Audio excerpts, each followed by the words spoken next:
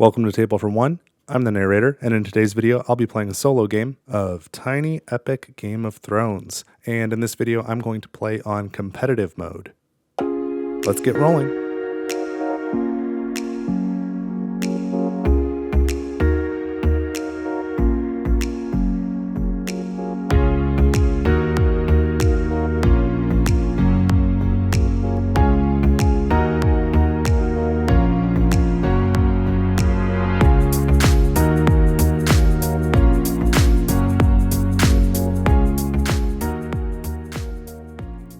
So real quickly before I get set up, I'm going to play on competitive mode, Tiny Epic Game of Thrones, but I also have the Hand of the King expansion, which adds Tyrion, and I have the Heroes expansion, which adds one more hero to each of the playable houses.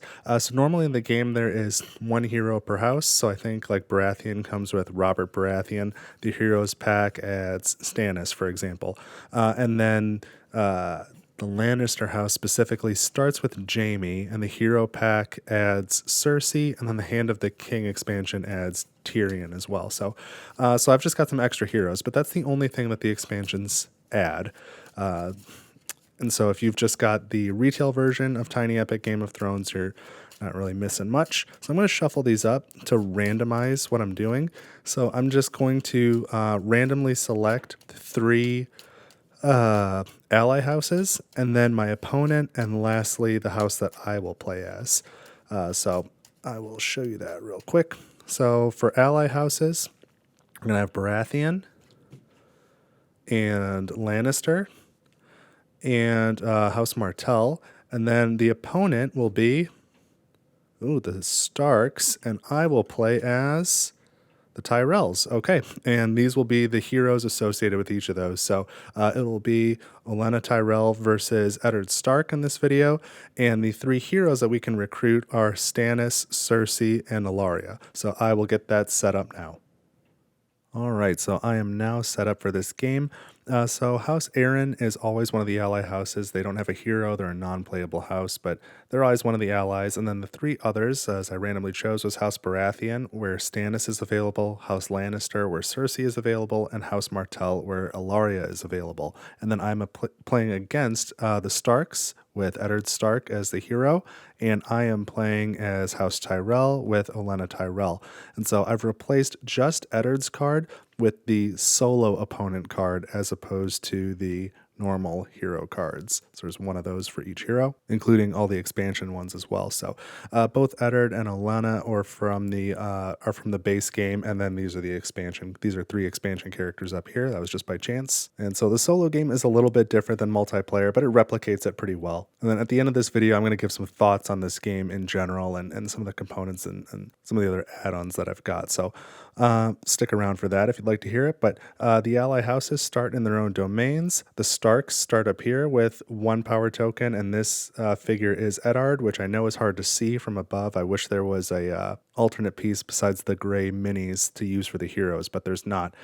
So I start here in High Garden. I've got one power token and Olenna there, and you can sort of figure out who the heroes are based off of who they're sharing a domain with, if there's any other power tokens. So try and make it as visually appealing as possible. Normally all these power tokens on the map and the castles, the throne, all these things stand up typically, but I figured it'd be a lot easier to see this way. So they might get a little more crowded than they would in a typical game, but that's just so you can see it better. And so in the standard, or in the solo game, you start with 3 gold, and the castles on your track are actually not yours. These are the castles belonging to your opponent, so that's a difference between the regular game and the solo game. My own castles just kind of go here to the side, so they don't block my income. So the more castles my opponent captures, the less gold I can have. And then I need 3 dice, and the opponent needs 2. So I'm going to use these 3 standard dice because the contrast is pretty good.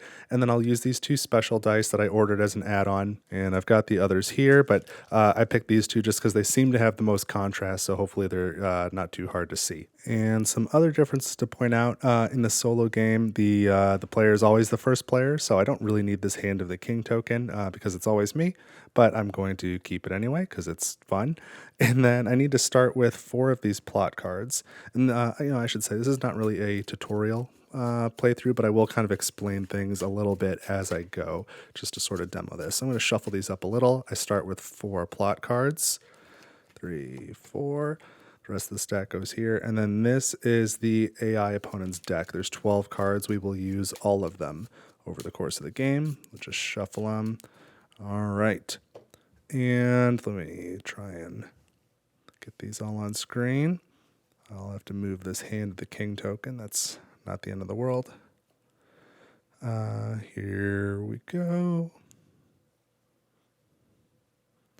Okay, so hand size limit is 4 plot cards, not including any hero cards that you have. And I have obviously 1 now, but I could potentially gain any of the ones up there or all of them. So we are ready to start round 1. Let's start the game. And we start by rolling our own 3 dice. So I will roll these here. Okay, those are my 3 dice to play with. Maybe we'll take this out of here so we can see a little better. So I got Whisper, Whisper, and Recruit. And so on my turn, I'm going to take one of these and place it on one of these action spaces. And then I may first take the action of that action space and then take the action of the die. And each house also has a special ability. In House Tyrell, which I am playing as, the special ability is, there we go, I may set a die to its Whisper face. Now, I don't really need that with this particular roll. And looking at the map, Stark is an interesting house because there's just no other houses up there. They're kind of obviously up in the north, which is a little bit empty. Whereas I am surrounded by these ally houses. So if Stark were to ally with any of those houses, that'd be really bad for me. Whereas, like, if I were to ally with any of these houses, it would be okay, but not immediately helpful. Like, probably House Aaron would be the best one because they're the closest to the Stark territory. One other thing I should mention, though, I'm going to be playing a fan variant of the solo competitive mode, and it's a very small tweak, but it makes it much better. So when it becomes relevant, I will point it out. But I'm going to start by placing my Recruit die on the March action. So that allows me to first take the March action. So I'm going to move this power token here to the Shield Islands. That's a fief kingdom because there's no castle. So I've taken my March action, and now I can take the Recruit action. So I'm going to recruit this one, costs 1 gold, and I will recruit that one here to the Shield Islands. And then this one also costs 1 gold. Oop, goes down, not up. And I will put that here in High Garden where I started. So those were my 2 actions. And now we need to roll for the rival. So let's start with the blue die. All right, we got Recruit. So we can place that right here, rival actions, and now we're going to draw this card. And actions are paired at the top. So we see Recruit here is paired with Event. So first we're going to resolve the event portion of this card and then the Recruit portion of the card. So the event portion here says the rival gains 2 victory points if it has more total power tokens in its ally pool than you do. And both of our ally pools are currently empty, so it doesn't get anything for that. But whenever a event or whisper action is resolved by the AI, you burn a plot card into the discard pile. And now we resolve the Recruit action, add 1 matching ally unit to each rival-controlled domain with allies. Well, the rival does not have any allies at this point, so nothing really happens. And now I may choose to follow the Recruit action. So I don't have any allies either. The next power token I could recruit, because you go from the left to right, is this one. But the cost for this one is now 2 gold, and I only have 1 gold left, so I cannot afford to follow the Recruit action.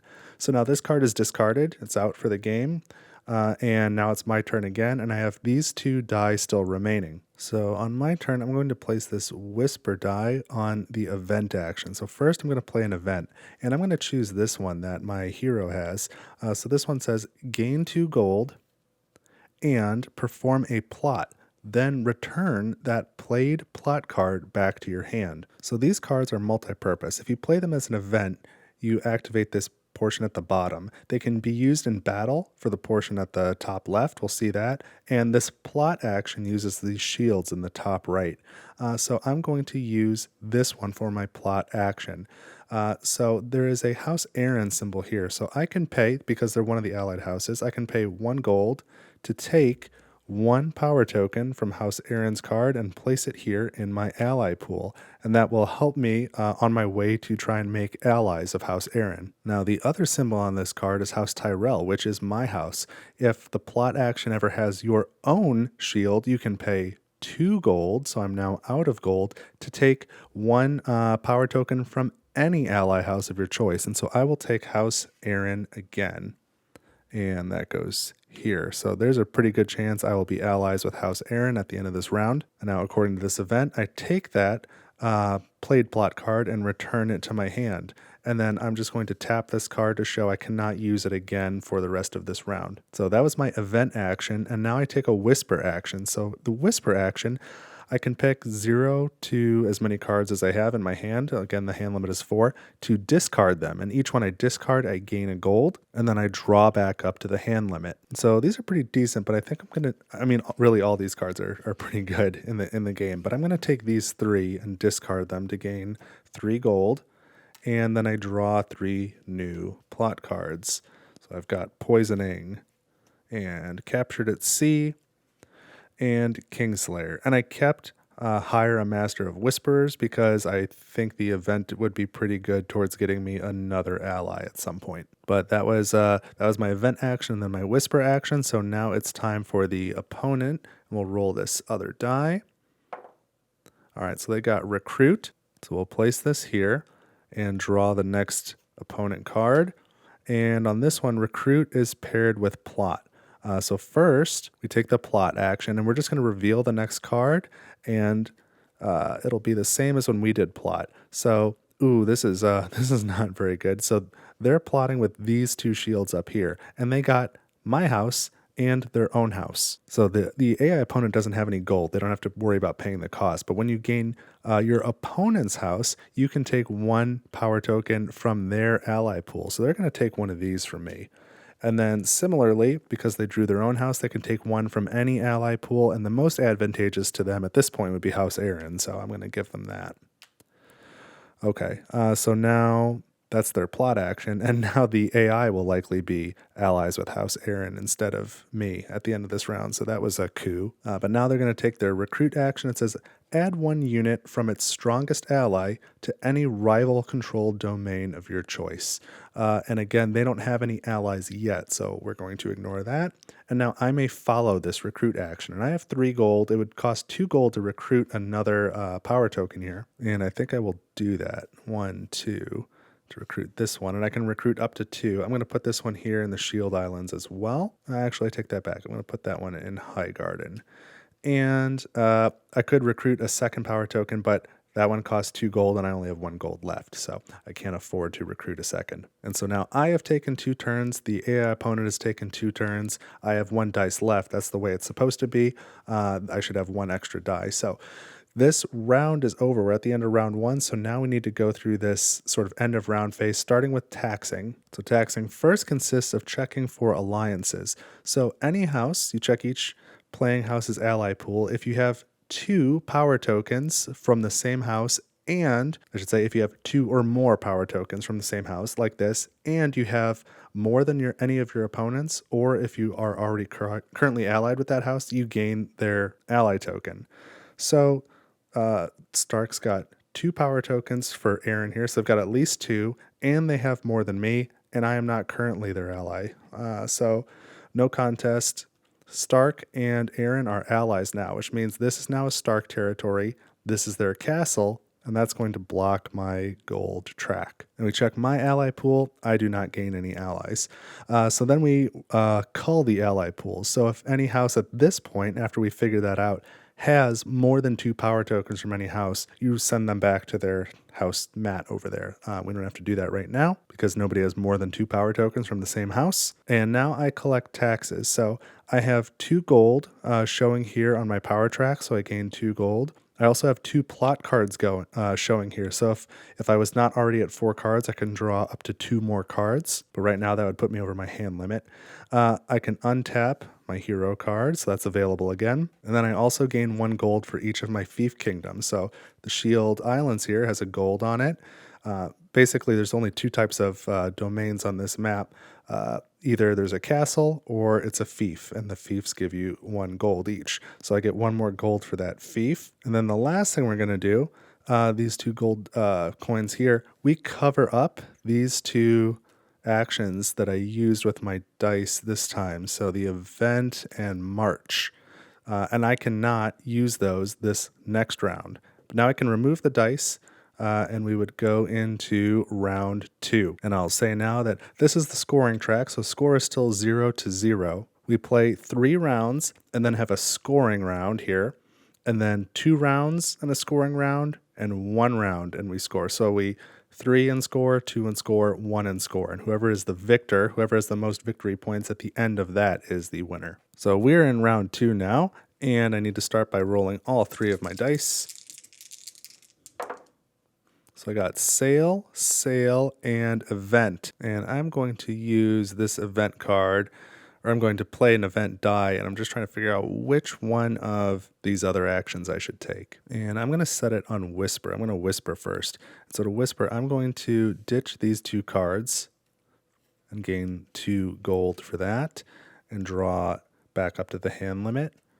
Here's a card. Hope these are good. Oh, that's pretty interesting. Okay. I think that will work out. So that was my whisper action, and now I take an event. So I'm going to play this event card, hire a master of whispers, and it says perform a plot. Each plot for this action are free. So I'm going to use this one to plot with. So I get 1 from House Baratheon, added to my ally pool, and 1 from any house of my choosing. And I'm going to choose House Aaron. I'm still going after them. Okay, and now both of these are discarded. And now it is the opponent's turn.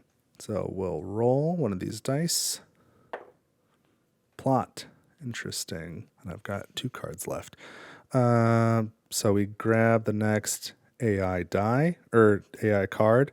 So they rolled plot that pairs with event. So we start with event, and that says move the rival hero, which would be Ned Stark, to a domain you control, closest to the rival hero and with the fewest number of units to start a battle, and it gains an additional power. So it's here. Let's see what's closer. I only have 2 domains. This one, 1, 2, 3, 4 away, and I think this is always going to be 5 away. 1, 2, 3, 4, 5, 4, 5. Yeah, you can't get there without going through here. So this is closest. So Ned Stark is going to attack Highgarden. I don't think that ever happened in the books or the show. That's pretty fun. Now in solo mode, Eddard has a default value by himself of 3, and it says when you battle with Eddard, before the battle, add 1 rival power token to his force from his force track into the domain if possible. So he's going to take 1 force and add it here. So he is at 3 plus 1 is 4. And then this card here, it gives him an extra power. So Stark is at 5. Now, the player hero is always worth 2 power, and I've got 2 more power tokens here, so that brings me up to 4. And as the defender, having a castle here, that also gets me 1 more power, so I'm also at 5. Now, at this point, I have the option to play a card to supplement my power, and the AI opponent will always draw the top card from the deck, and that will supplement their power. So as the defender, I must pay for my card. So I have 3 cards I could use. I could use the Olenna card, which has a white flag, which would just allow me to retreat out of that domain, and I wouldn't lose any forces. I have this plot card, a Secret Heir, allows me to include any of my power tokens or ally power tokens from neighboring domains that wouldn't actually participate in the battle but would add their power. So that would give me 2 more. But I'm going to use this one, which has a cost of 1 coin. I've got to pay 1. But this will give me 3 more power. So that gets me to 1, 2, 3, 4, 5 for the castle, 6, 7, 8. And Eddard is at 5. And let's see what his card is. Also 3. So 8 to 8 the tie always goes to the defender. So I win that battle, so I gain 1 victory point for that. Nice. And now the loser must lose 1 power token that was involved. Now, if they had an ally token, I would gain it, but they only have Stark tokens here. So 1 Stark power token must return to the power track, and then Eddard must retreat to the closest domain that is either controlled by Stark or is empty. So that is going to be Ashmark. And it's got to be a fief, not a castle. It can't take a castle in that manner. So we could have gone to either Ashmark here or to Old Town. Those would be the 2 options, but I think Eddard would want to go north, right? So that was resolving the event action, and now that it's resolved, we burn a card. Okay, and then the main action here is the plot action. So we're going to draw a card, and Stark will plot. Oh, and they've got their own house. They can take 1 ally token from any house that they choose of the ally houses up there. And so by default, the AI chooses a power token from the house who is their strongest ally. So that is going to be Aaron. And that's too bad for me because I was about to, I think, get Aaron. I may still be able to. We'll see. So now this can be discarded. And that is the end of the AI opponent's turn, but I may follow this plot action if I choose. And I guess I will. I'll plot with this one. I will spend 1 coin to recruit Baratheon ally, and I really want to recruit a 3rd Aaron this way as well, but now I think that would be a waste because if at the end of this round, if I have 3 Aaron and the opponent has 3 Aaron, because they're the current ally, that's the tiebreaker. So it really wouldn't get me anything to get another Aaron ally token. So that's all I'm going to do. So that was me following the plot action. Now it's back to me. And I can play one of these 2 die that both say sail, but I do have the option to set a die to its whisper face. So I'm going to do that. So I'm going to set this one to whisper. I don't have to play that one, but in a solo game, it wouldn't make any sense to take that action without playing that. And so I'm going to put this on the plot action. So I can take the plot action first, and I will with my only card. So let's tap it. So I've got my own house on there twice. So I can pay 2 gold and 2 gold for each of those to take a ally token from any house of my choosing. And so I'm going to take 2 allies, I think from House Martell. I mean, thematically, do I really need to worry about Stark and Lannister allying? No. But in gameplay, yes. So that was my plot action, and now I can take the whisper action, so I can discard any of my plot cards. I don't have any, so I don't gain any gold, but I do draw back up to 4 more plot cards, which I might want to have. Okay, so that's my second turn. Now the AI opponent gets a second turn on this second round, and they've got the whisper die. So we'll place that here. We will draw the next opponent card, and we see Whisper is paired with Sail. All right, so first we need to find the opponent's hero, and it is right here. Eddard Stark is in the middle section here, and we have, what did I say, Sail. We have Whisper, and Whisper is paired with Sail. So there's March here and Sail here, and we're in the middle of the map. So that location is Winterfell, and this is where the fan-made variant comes in. So according to rules as written, Eddard just moves from here, sails to Winterfell, and that's it. Now in that process, you just lost Ashmark. And so as the AI opponent takes these march and sail actions, they just kind of bounce around the map at random, losing territories as they go, which is a little odd. So the fan-made variant just says, when taking the march or sail action, this territory is not considered abandoned yet. So you move the hero as normal, but then you take 1 power token from the opponent's track there, and you add it to the territory that they left so that they leave somebody behind and hold on to it. And so that kind of prevents the AI from bouncing around like a bumbling fool, and it helps to ramp up the power. So it's a very simple change of the rules, but I think it makes a lot of sense. This is the way I always play, and that is the only rules tweak in this variant, at least as it stands today, as far as I'm aware. So that's the way I play. I really like it. There are no other rules changes. I think it's really elegant. So we'll keep going now. So that was recruit, that was sail, because we have that action paired with whisper, which is what we're doing. So whisper says, place 1 power token into the rival's ally pool for each non-player house the rival has none of. So that was a lot of words, but this is House Aaron. Basically, they're just going to gain 1 Baratheon, 1 Lannister, and 1 Martell. All right. Got it. And that was their whisper action. So now we burn the top card from the deck. This is done, and now I may choose to follow that whisper action, and then it will be the end of the round. So do I want to whisper? And yeah, I guess I will discard these 2 cards, gain 2 gold, and then gain 2 new cards. So I get Little Finger's Influence and Tribute to the Lord of Light. So that's it. That's it for round 2. So now we go into the taxing phase. So first we check the ally pool. So we'll start with house. We'll just go left or right on these houses. So House Aaron, the opponent has 3. I have 2. So they're going to keep that ally token. And then we go to House Baratheon. I have 2. The opponent has 1. So because I have 2, I have at least 2, and I have more than the opponent, I gain this ally token. So I am allies now with House Baratheon, which means these are now my troops, and this is now my castle. So I have 2 castles. Let me look at House Lannister. The Starks have 1 power token. I have none, so nobody gains the House Lannister alliance. And House Martell, opponent has 1. I have 2, so I am also allies with House Martell, which means these are my troops. I gain this castle. I now have 3 castles, so that is a requirement to be eligible to take King's Landing, and that would be very nice to have. So now that we've figured out the alliances, now we call the power token. So I have 2, 2, and 2, and Stark has 1, 1, 1, and 3. So anything that's greater than 2, you return back to there.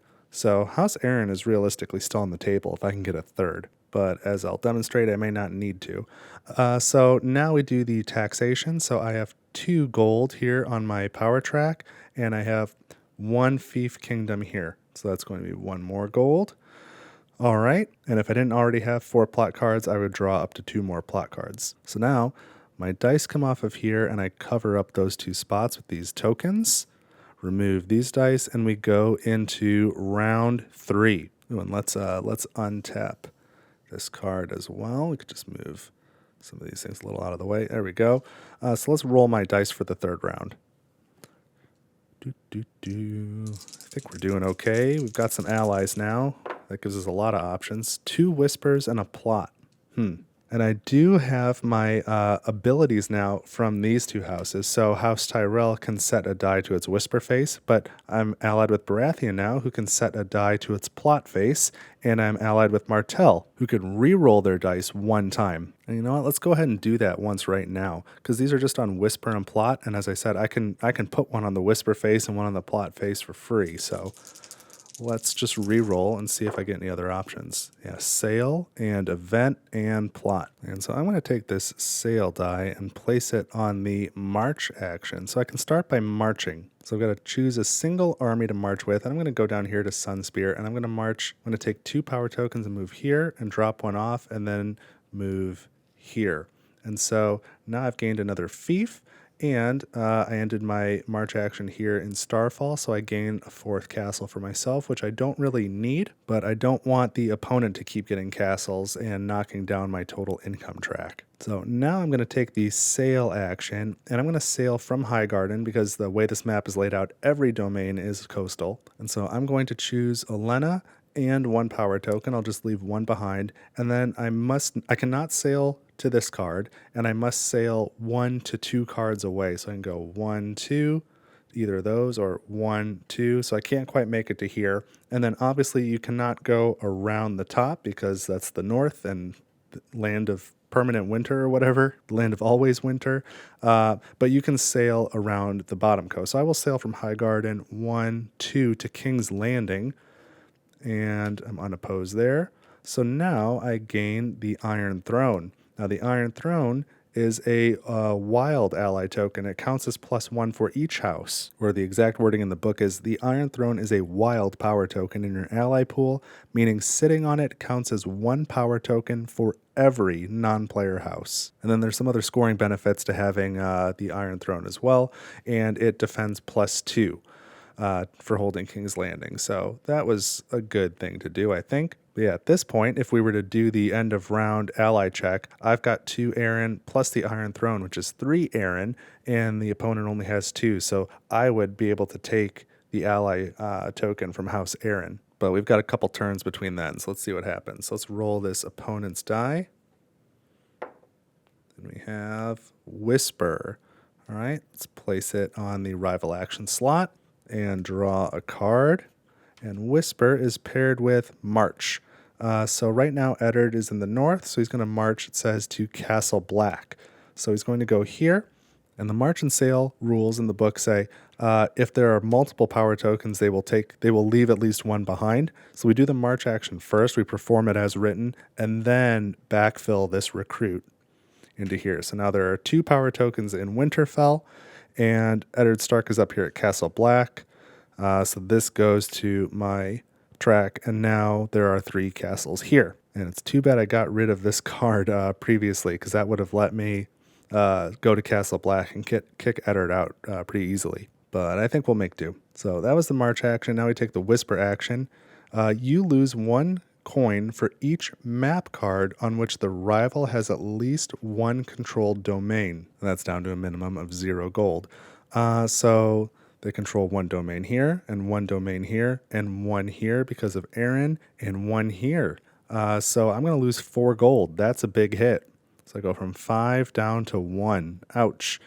And now we burn a card for that whisper action.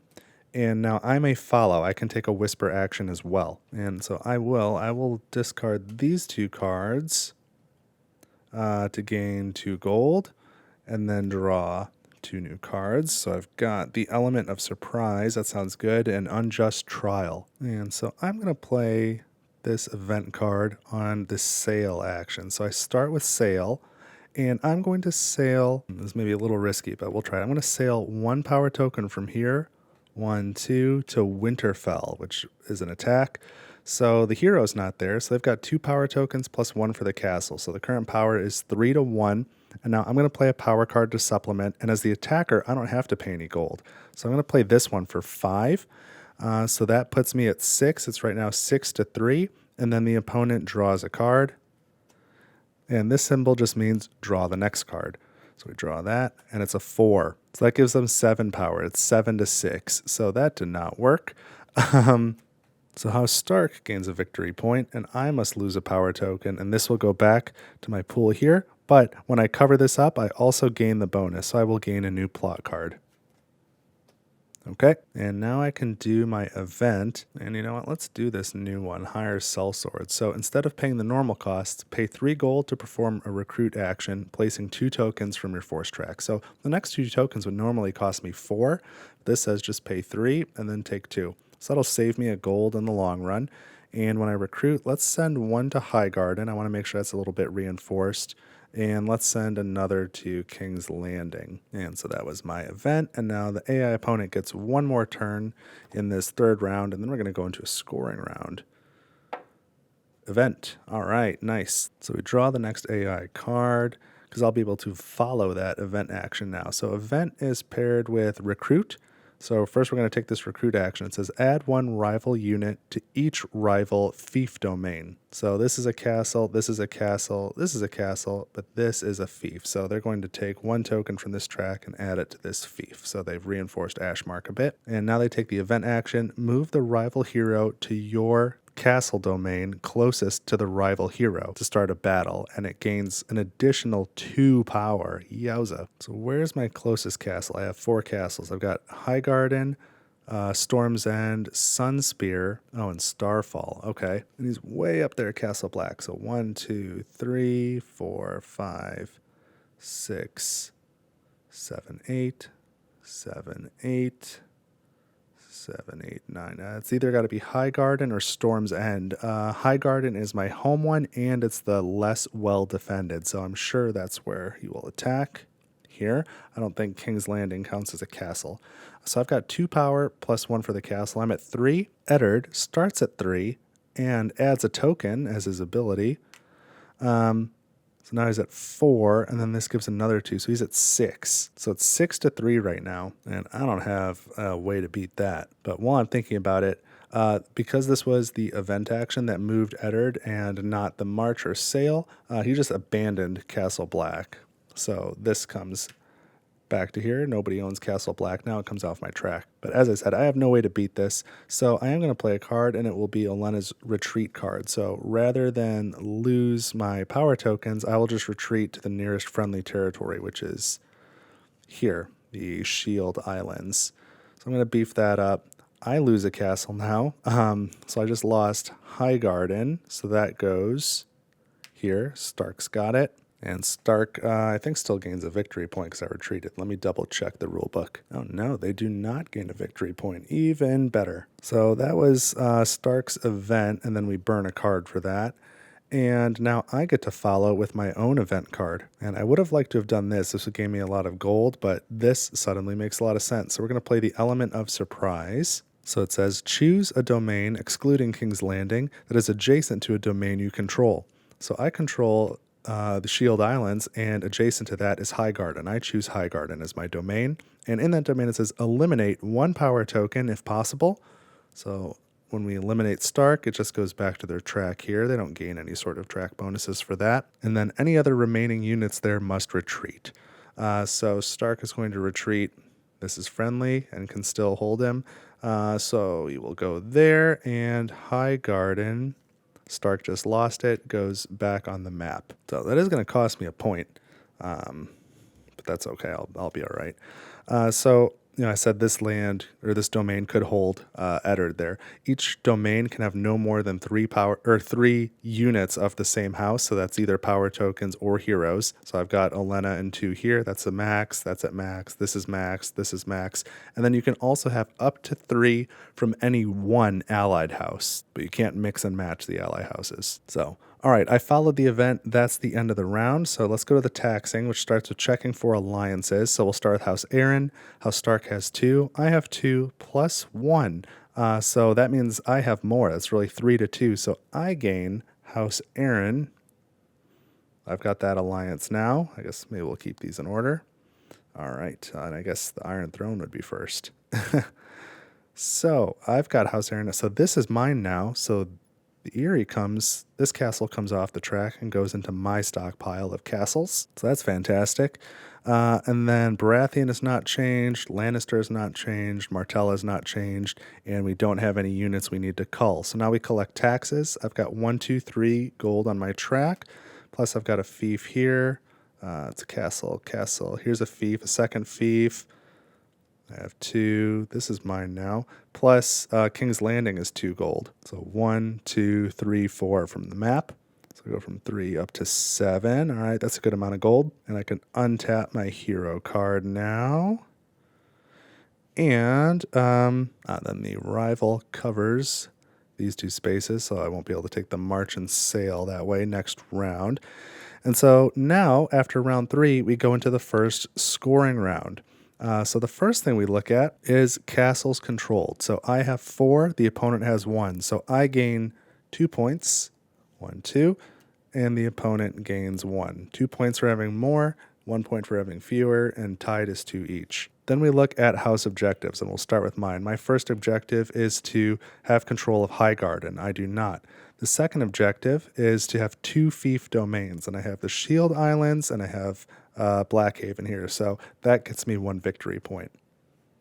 The third one would be to have 3 fief domains, but in order to score it, I need to have cleared all of these power tokens above it. So every 2 power tokens unlocks the next scoring criteria. So I stopped there. Now if we look at Stark, they control Winterfell, so they gain a point. And then they've also unlocked this one. Do they have 2 fief domains? They've got this one here, but they do not have another. So that's the last point that they get for that. And then 1 point for each alliance. Stark has none. I have 1, 2, 3. So I gain 1, 2, 3 points. And then at this point, the player with the lowest score gains this vengeance token. Sorry about that. There were some power tools running. I don't know if that got picked up. But the player with the lowest score gains this vengeance token. That says Valar Morghulis on it. So from now on, for the rest of the game, every time this player, the opponent, starts a battle, they gain 1 victory point immediately. And I tend to forget that, so let's hope I don't forget it in this playthrough. But that is it for the scoring round. So now we go into round 4. And round 4 is just like any other round. I am the first player. Let's roll my 3 dice. Whisper, Whisper, and Recruit. Okay, and I'm going to use that Martell action again, this alliance ability. Oh, and I've got the Aaron ability now too. Pay 1 coin to change a die to any face. But I'm going to start with the Martell one. I'm going to re-roll these dice. I'm going to keep Recruit. I don't know if I get to keep one or not, actually, because the ability says re-roll both of your dice 1 time, and in normal play, you only have access to 2 dice at a time. The third is really because we're in solo mode. So I guess it's re-roll all of your dice. I don't get to keep Recruit, in my opinion.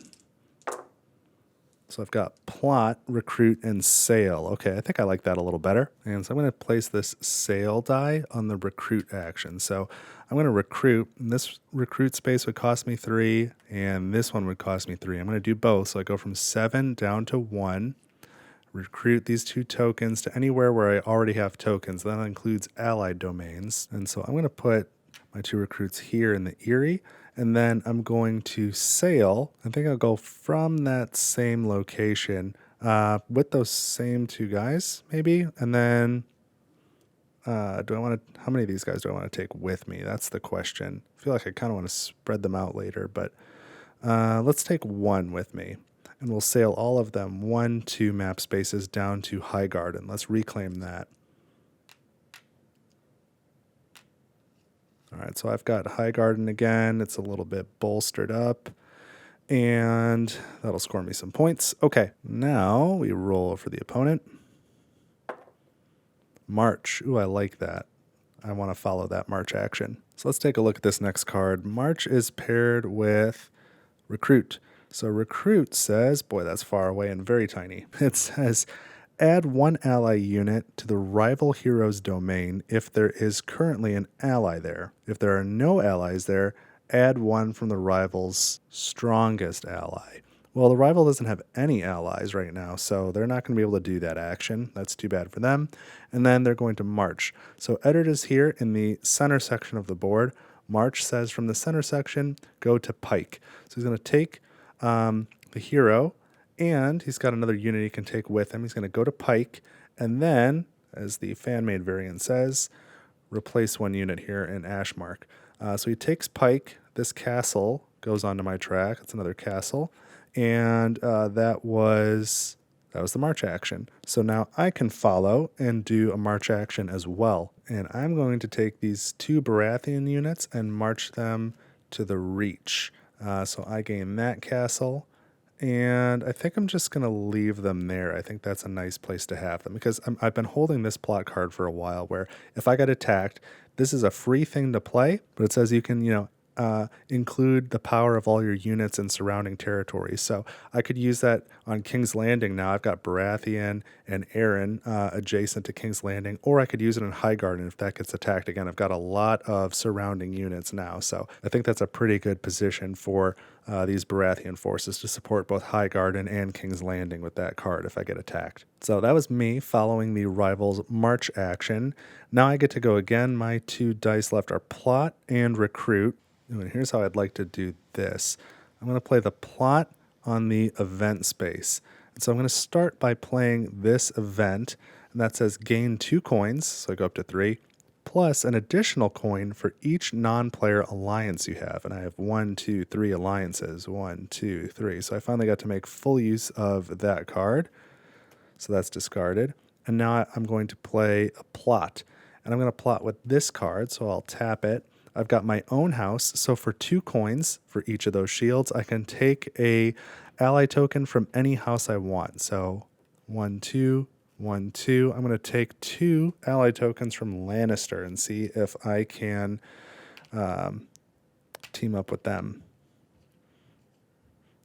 That would be fantastic. Okay, that I feel like was a pretty strong turn. And now the opponent gets to go. I've got Recruit. I wish I had a little... Oh, you know what? I've got enough money to follow that. That'll be good. That will be quite good. So let's flip the card. And recruit is paired with march. So they're going to march first. Eddard is in the middle. So he's going to march to Casterly Rock. Interesting. So Eddard is going into battle against the Lannisters at Casterly Rock, which that feels on brand. So for starting this battle, Stark gains a victory point, and Lannister has 1, 2, 3 forces, plus the castle as the defender gives them a fourth. Eddard has 3. They don't recruit anything, because this is when I battle with Eddard. Before the battle, add 1 rival power token from his force track to the domain, but I'm not battling Eddard. The Lannisters are. So he's got 3 power, and they've got 4 power. So we're going to draw 1 card for the Lannisters. So they've got 1, 2, 3, 4, 5, 6, 7. Eddard is at 3. The Starks get another 1, 4. So that was a pretty foolish battle. I don't know why old Ned decided to do that. But he lost. So he's going to go. You can't lose any units. There's no victory points to give to Lannister. So he just has to retreat now and go here. I guess that wasn't the worst move ever, because it kind of got that hero back into the action a little bit, like bolstered up this place. And he didn't really lose anything. He gained a victory point for starting the battle. So I guess not such a bad move. So that was the march piece. Now he's going to do the recruit. So add up to 2 rival units to the rival hero's current domain. Oh, but he can't add any to that domain because it's currently full, so he doesn't get to do anything there.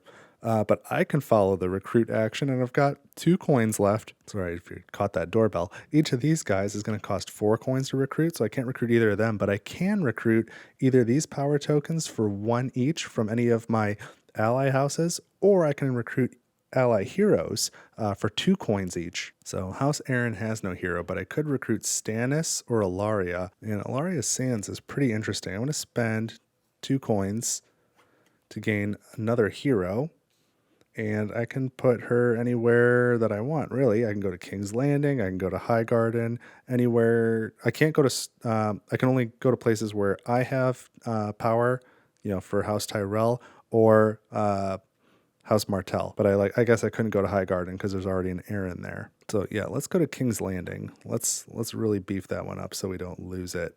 Or you know what? No, I changed my mind. We're going to go to, what is this? Starfall. Let's go to Starfall, I think. So that was me following the recruit action. Now we're done with the 4th round, so we go to taxing. So first we check for allies, and the only thing that's changed is now I get to ally with House Lannister.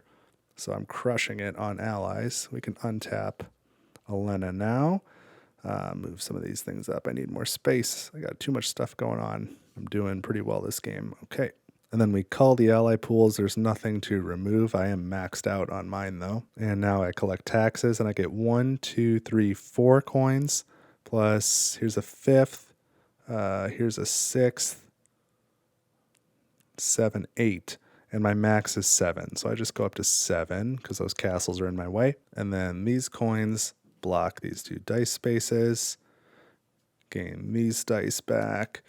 And we advance to round 5. Then we'll have a scoring round, round 6, and a final scoring round, and then we'll be done. So let's start with a dice roll here.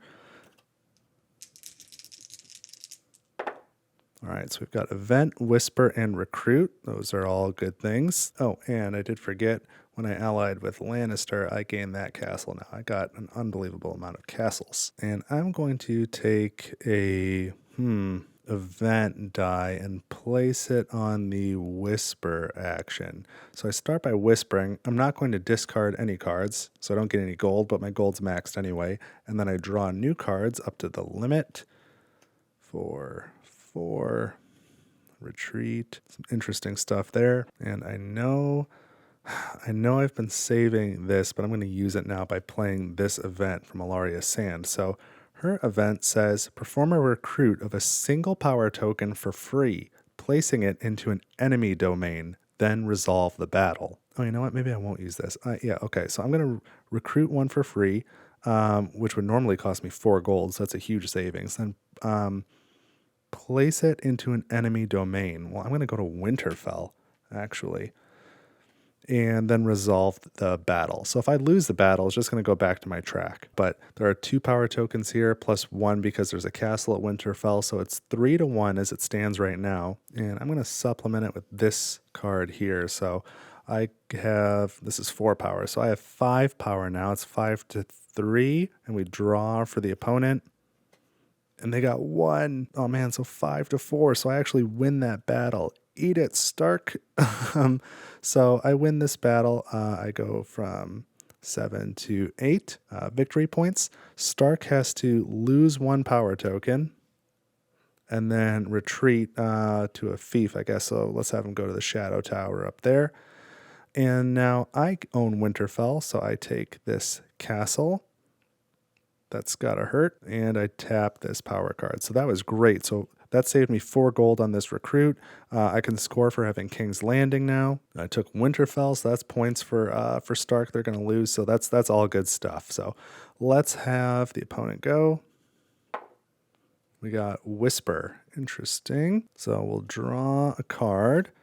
And Whisper is paired with Recruit. So we start with Recruit, and it's, again, add 1 ally unit from the strongest ally to its hero's domain, or add from the ally currently in that domain. So, again, Stark has no allies. They can't perform that action, so I've really strangled them by getting all the allies in King's Landing. And then they will take the Whisper action here, so you, meaning me, you must eliminate 2 of your units total from any domains adjacent to the rival's hero, if possible. Oh, that hurts a lot. Why couldn't he have been in like Castle Black or something? So that's going to put 2 more back on here, and I'm going to lose a scoring opportunity for that. It's going to be really expensive to get them back out, so that sucks. But at least I've got a lot of adjacencies to choose from, and I care the least about the Shield Islands here, so let's just take 2 from there. And when I cover these up, I gain a plot card, and then I gain a gold. So there's my gold. Let's gain a plot card. All right, Trial by Combat. And that was the end of the Heroes event. So, or not event, Whisper, the end of their Whisper. So they burn a card as well. And now I may follow the Whisper action, but I don't think I'm going to follow that. So now it's back to me, and I've got what? I've got Recruit and Whisper. And I could pay a coin to change a die to any face. I could reroll. I could set it to the plot face. Oh, I could set it to the event face. I think that's what I want. House Lannister. I think I want to make one of these an event. We can discard this. Yeah, I'll make this Whisper one an event instead.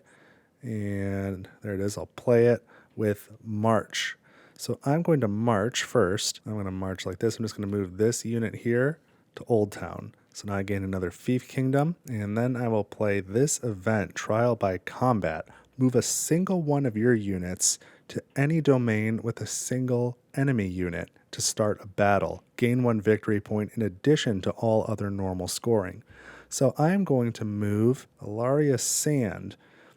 So I am going to move her to this territory where there is only 1 rival unit as well. So I have a hero that's 2 power for me, and this is just a fief. There's no castle, so 1 power for Stark. So according to the event, I just gain 1 victory point for just doing that.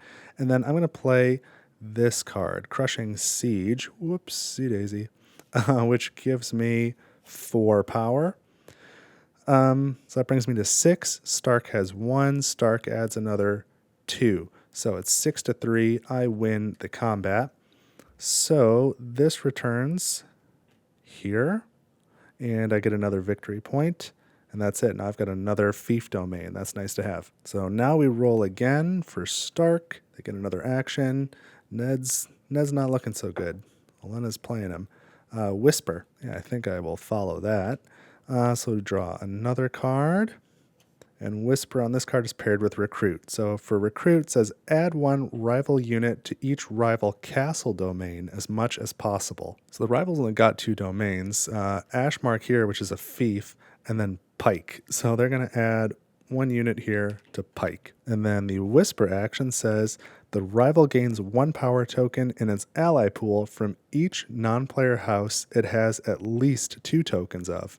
So it's going to gain 1 for House Aaron, but that's not going to be enough to take the ally token. So discard this, burn a card for that Whisper action, And now I can follow the whisper action. And I think I'm going to burn this card. Or, yeah, I guess I'm not going to get any gold for it because I'm already maxed on gold. But I'll burn it and draw 3 new cards. So instruction in swords, muster the troops, muster your troops, and complex negotiations. And so now I have followed that second action. Now we are at the taxing portion of the round again. So I don't have any gold I can collect. I don't have any cards I can collect. My gold's maxed. My cards are already full. I can untap Alaria Sand. We should check for allies as well. That's the first step. So there's 3 Aaron tokens here and 2 here, but because I have King's Landing as well, that counts as a wild, so it's really 3 to 3, and ties go to whoever currently has the ally. So then we cull the ally pools, meaning that just goes back, and then these dice spaces get covered up with the coins. Retrieve the dice. And that's it for round 5, but now we go into another scoring round. So first we check for most castles. That's certainly me. So I gain 2 victory points and the rival gains 1. Then we check house objectives. This one's unlocked. Do I have High Garden? Yes, that's a point. Do I have 2 fief domains? 1, 2. Yes, that's a point.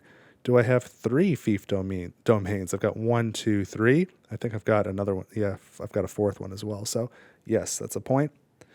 And then I had this one unlocked, but that there's a whisper or an event or something put 2 of these tokens back on here, so I don't get to score for having King's Landing. That's too bad. But then on the Stark side, do they own Winterfell? They don't control Winterfell, no. Do they have 2 fief domains? No, they've only got this 1 fief domain here, Ashmark, and they have Pike. So they don't get any points for any of that. And then we score for alliances, and I've got all 4 of them. So 1, 2, 3, 4, and 0. So the player with the lowest score gains the Vengeance token. So now, every time Stark starts a battle, they gain 2 victory points instantly, and we go into round 6, which will be the last round, and then we will score a final time, and the game will be over. So let me roll my dice here. I've really kind of run away with this one this time. I've got recruit, plot, and sale. And additionally, I've got a bunch of money. I'm realizing one thing that I forgot to do. I had 1 less castle because I abandoned Starfall, but that didn't affect the scoring. I'm still clearly way ahead on castles, but Starfall should be here on the map. So I'm going to take this recruit die and put it on the recruit space so I can take 2 recruit actions. And for each action, I can recruit up to 2 units. And so the first recruit I'm going to do is I'm going to recruit Cersei Lannister for 2 coins. And the only place I can really put her, because she can't be with my other allies, so I guess I can put her here in the Shield Islands, or I can put her up here in Winterfell. And, she'd probably be a little bit more useful here in the Shield Islands, but I think it's more insulting to Ned if I put her up there in Winterfell. So that's a real power move. I think she'd be into that. So I gained this card, and really I recruited her just to have another one of these. In case I get into battle, because that is super, super powerful. So just the way that I'm set up right now. So I want that. So I recruited 1 token, and now let's recruit a second, and I think it's going to be a Baratheon token right here in the Reach. Even though I could afford Stannis as well, but I don't really think that's necessary. So then for my second recruit, that was the first recruit. Now I'm doing the recruit off the die. I'm going to spend 1, 2, 3, 1, 2, 3 to get another of my tokens, and let's go to High Garden. That seems like a good idea. And then I'll spend 1 more to get another House Aaron token, and I'll put it here in the Eyrie. Okay, I am in pretty good shape. So let's roll one of these. We've got recruit. So I can follow that and recruit again. That's pretty funny. Let's see what we got. So recruit is paired with plot. Okay, so we'll take a random card here as a plot card, and it's Lannister. So Stark, really desperate. Ned's desperate. He's trying to ally with Lannister. Gains another one of those. So he's got 2. I've got 2. At the end of the round, I've still got King's Landing, so I'm not going to lose that alliance. You'd have to get another Lannister for that. But that was the plot action, and now we're going to resolve recruit, which says add 1 unit from its strongest ally to any rival-controlled domain of your choice. They've got no allies. Skip it. So I can recruit again. So I will pay 1 gold to recruit from House Martell. And let's go here to Old Town. Let's go to that fief. And now it's back to me. That was just me following this recruit action. So I've done an unbelievable amount of recruiting. So now I can plot, or I can sail, or I can use one of my house abilities to do something else. So I'm going to use my house ability to set one of these die to its whisper face. And I'm going to place it here on event. And the event I'm going to play is Alaria's Sands again. That one is really interesting. So perform a recruit of a single power token for free, placing it into an enemy domain, then resolve the battle. So that worked out for me once before. Maybe I'll get lucky. It's going to be an uphill battle, but this one, again, for free, let's place it here. We're going to try and take Pike. So right now I've got 1 power and the opponent has 3. Oh, and there's no way I'll win. Well, I've got 2 options. I was going to use this to just randomly take the next card, but instead I'm going to play this. That's pretty funny. I'm going to retreat, and the opponent will take the next card. Also retreat. Oh, how about that? That's interesting. So if both players retreat, the defender retreats first. So they would like to go here, but that's already full. So they're going to retreat to the closest empty fief. So that's a tie between the Three Sisters and Flint's Finger. They'll probably want to go towards Winterfell, right? So they're going to retreat to there, losing their last castle. Oops, that's not mine though. It goes to Pike because I am also retreating. And so the closest friendly domains for me, 1, 2 to get to the Eyrie. Yeah, it's going to be the closest either way. But the Three Sisters is unoccupied.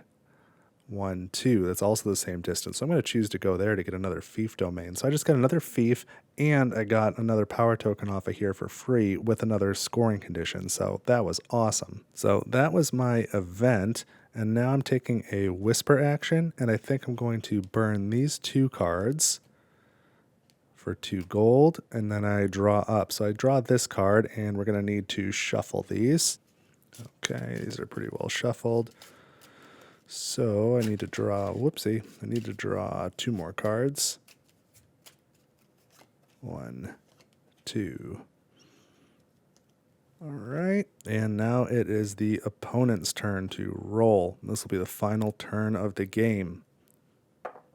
So we've got Sail, interesting. So let's look at this last card. Sail is paired with recruit on this one, so let's look at the recruit action first. Add up to 2 rival units to the rival hero's current domain, but again, that domain is full. I can't hold any more tokens. So that's the recruit action. And now Sail, Ned is in the center.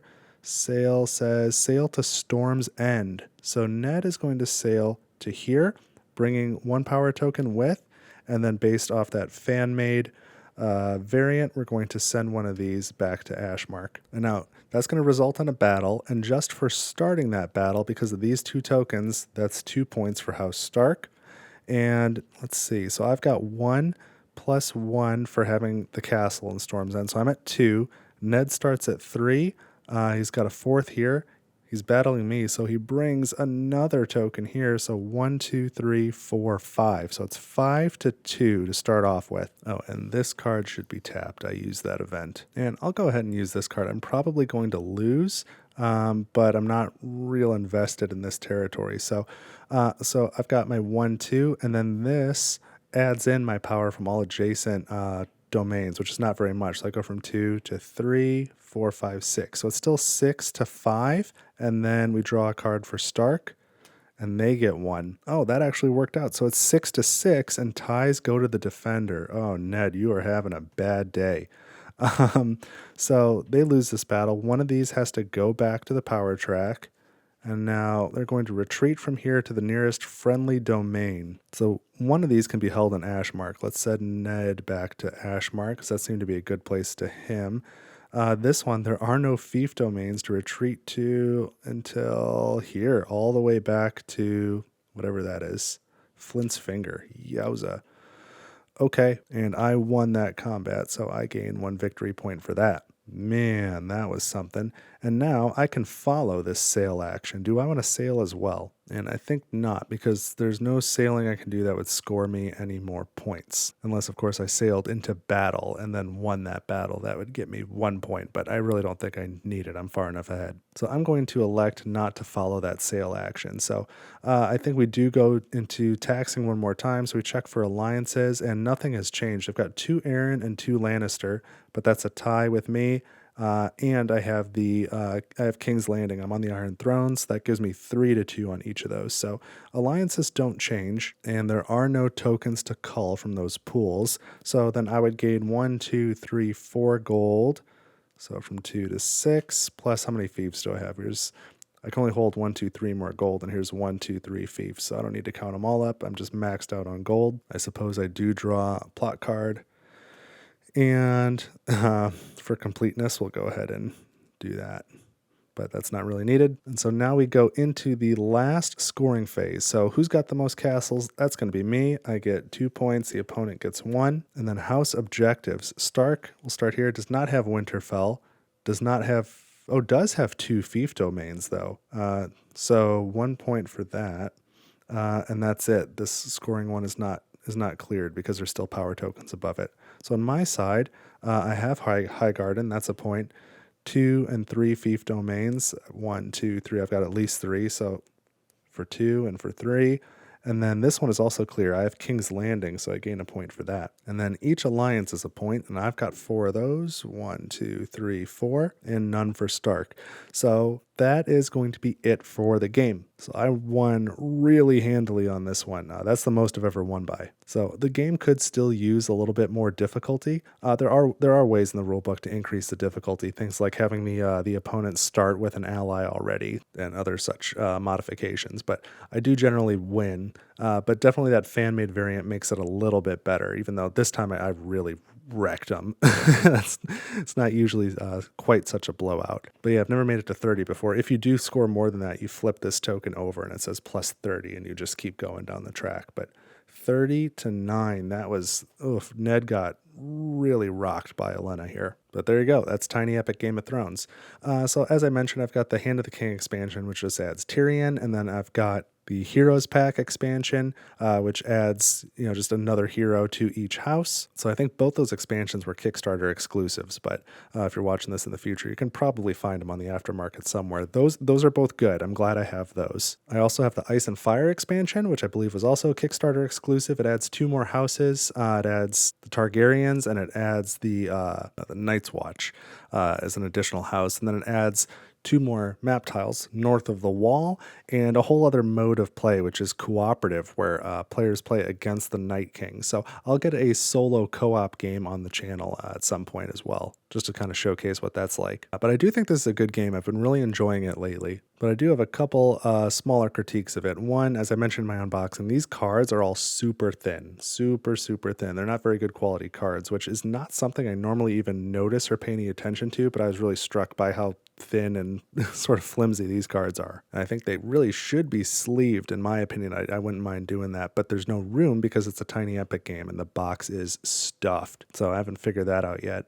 And then because I backed it on Kickstarter, I also backed, as I showed you, these like thematic dice. There's like one in the different colors for each of the houses. But after playing, really these have the best contrast, and so I kind of always use those. I play just as I showed it today. When I play by myself, I use 3 of the standard dice for myself, and then 2 colored dice for the opponent. And sometimes I'll use some of the different ones because in person the contrast is a little better, but man, these 3 are really hard to see what's going on. This one's not too bad. Some of these other ones are not too bad, but just so I don't mix them up, I'll usually use 3 standard ones for me and then 2 colored ones for the opponent. So I would say those are probably not needed. Also, as you've seen, the way that you track your gold and how castles sit on the track, it's a little bit different than how it works in the player versus player game and the multiplayer game, but at least the way that you put castles on the track, normally your own castles are on the track, but that limit still applies. And so when I ordered this extra bag of metal coins, it really doesn't make sense to have a pile of coins in front of you that you spend, because then it's hard to keep track of, have you passed your max, or if you add a castle, you've got to check how many coins do I have? Do I need to get rid of a coin because the castles push this down? So there's really no need for this big bag of metal coins either. So that kind of is a bummer. And then I really prefer these wooden screen printed pieces are really great, and they're all double-sided.